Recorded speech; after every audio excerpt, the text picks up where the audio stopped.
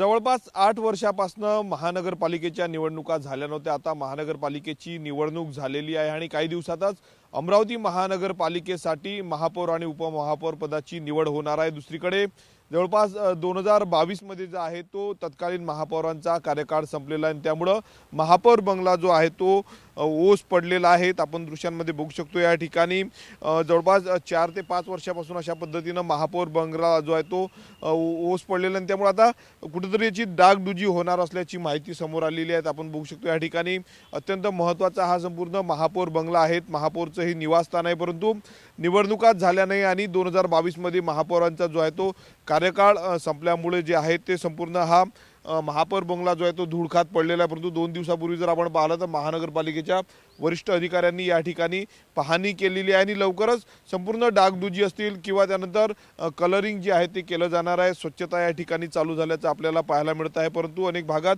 पाण्याअभावी जे आहे ते झाडे देखील सुकलेली आहे, परंतु आता पाणी देण्याचं काम जे आहे ते सुरू झालेलं आहे। आपण बघू शकतो या ठिकाणी महिला कर्मचाऱ्यांच्या माध्यमातून या महापौर बंगल्याची आता बाहेरील भागाची साफसफाई जी आहे ती केली जात आहे आणि लवकरच संपूर्ण कलरिंग किंवा आणि बाकी जे काही संपूर्ण साहित्य नवीन बदलून जे आहे ते पूर्वरत हा महापौर बंगला सुरू होणार आहे। तब्बल 4 वर्षानंतर जर आपण पाहिलं तर या ठिकाणी पुन्हा महापौरांचं निवासस्थान जे आहे ते सुरू होणार आहे, त्याची तयारी आता लवकर सुरू होणार आहे। कॅमेरामन अनिकेत दहातोंडेसह मी स्वप्नील उमाप, TV9 मराठी, अमरावती।